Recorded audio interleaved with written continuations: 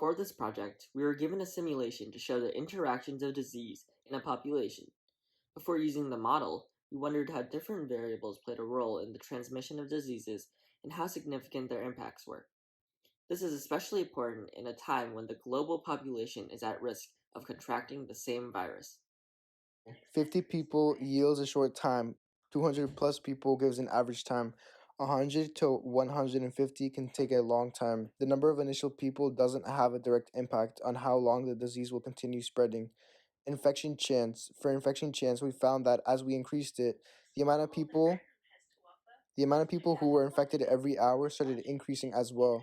Recovery chance, on the other hand, for recovery chance, increasing the rate of recovery allowed the disease to stop spreading faster.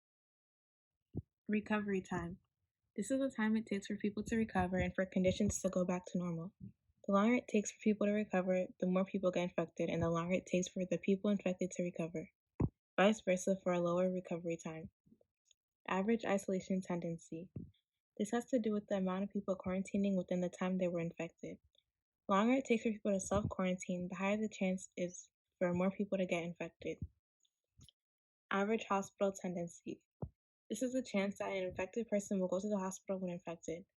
The more people who are infected and go to the hospital, the faster it takes for people to recover and the lower the chance of it spreading. Inoculation is the artificial immunity of a population against an infectious disease. In the model, it represents vaccination.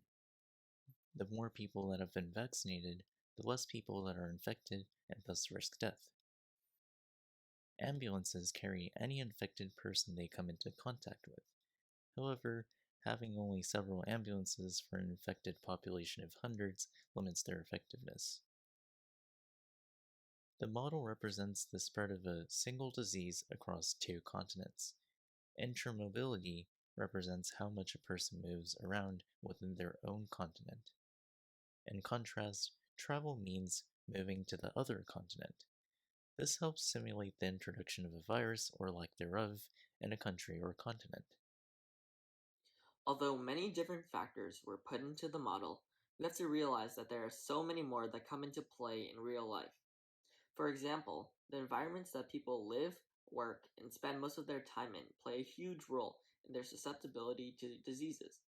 Places that are cleaned less often are more likely to harbor more illnesses and aid the spread of disease. Other variables can be as specific as the people who you're around often, the food you eat, and also can be as general as the country you live in or the weather in your area. There are limitless variables that affect the transmission of disease, and although we can't perfectly fit everything, we can get very close by using the most important variables seen in the model.